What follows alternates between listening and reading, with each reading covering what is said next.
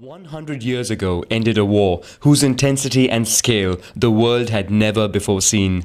A war that involved more than 60 million soldiers around the globe. In this video, we retrace the origins, events and consequences of World War I.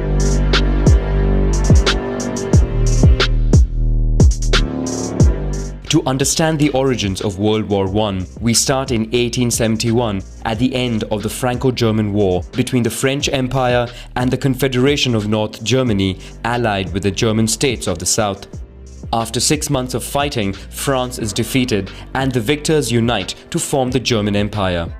Alsace and Moselle are annexed to the new empire, frustrating the French side. In the following years, Germany would greatly advance its industry and economy. The country also builds alliances, first with the Austro-Hungarian Empire and then with Italy, which is frustrated by France colonizing Tunisia. The three form the Triplice or Triple Alliance. Growing in power and status, Germany begins colonizing African territories. For its part, France allies with the Russian Empire and signs a secret pact of non-aggression with Italy, thus avoiding a second front in case of war. The British Empire fears the rise of the German army, more specifically of its navy. Britain comes out of isolation, moves closer to France and then to Russia. Together, they form the Triple Entente. In the Balkans, the Austro-Hungarian Empire annexed Bosnia and Herzegovina, much to the displeasure of neighboring Serbia, which dreamed of one day uniting the South Slav people. This project appeals to Russia, which diplomatically allies itself with Serbia. On June 29, 1914, a young Serbian nationalist from Bosnia murders the heir to the throne of Austria and his wife in Sarajevo. Austria-Hungary accuses Serbia of having organized the attack and, despite Russian threats, declares war the following month. In a few days, the conflict spreads between the countries of the Triple Entente and the Triple Alliance. Only Italy remains neutral for the moment. The German plan is to overcome the French army concentrated in the east by planning an attack from the north.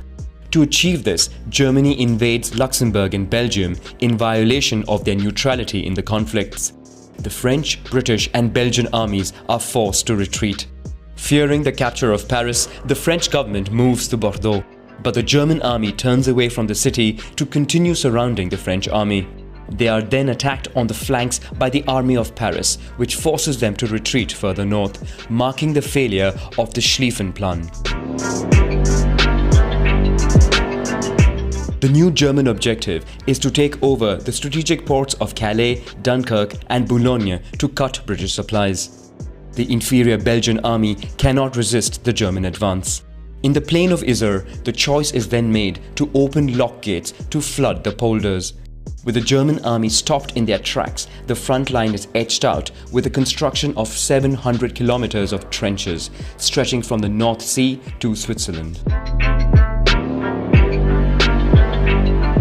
With the war front lines stabilized in the west, Germany sent its troops to the east to fight against a Russian offensive, which puts pressure on Austria-Hungary. After some hesitation, the Ottoman Empire decides to support Germany in the war. This creates several new fronts, one in the Caucasus, another in the Sinai against the British Protectorate in Egypt with the goal of controlling the Suez Canal, and finally a third front in the British Protectorate of Kuwait over the issue of oil resources. To weaken the Ottoman Empire, Britain supports an Arab rebellion by promising them independence in liberated lands. Finally, Italy declares war on Austria-Hungary with the hope of gaining new territory. In Asia, Japan went to war against Germany and seized its colonies in the Pacific and China. In Africa, German colonies are stormed by French, British and Belgian forces. Many people from colonized territories are enlisted in European armies.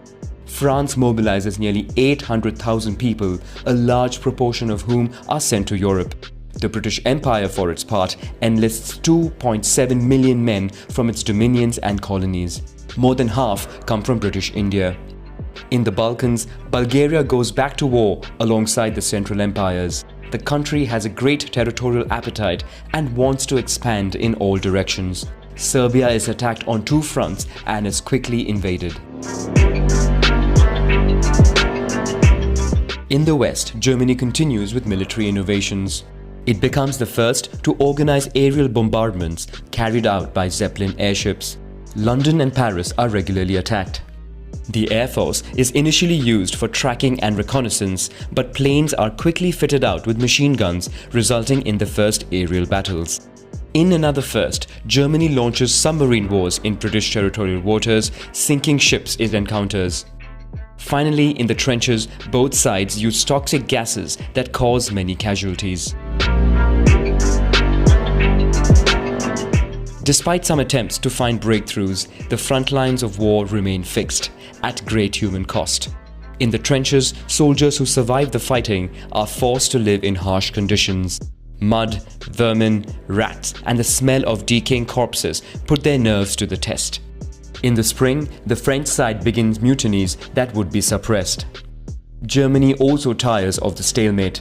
The country is now focused on war on the economic front and sends its submarines to the Atlantic to sink all kinds of ships, even commercial ones, heading to the United Kingdom.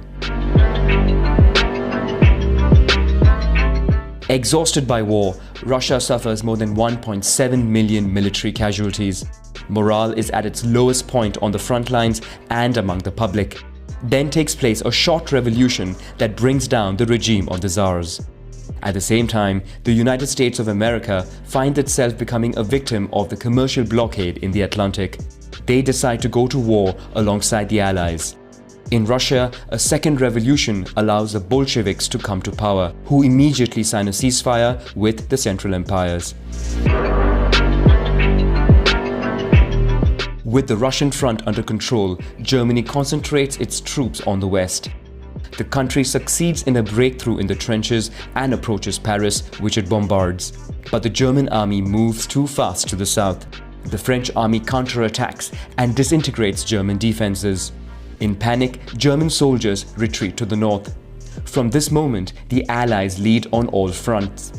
In Germany, mutinies and a revolutionary wave force the emperor to abdicate and allows the signing of the armistice, marking the end of the Great War that kills more than 18 million people.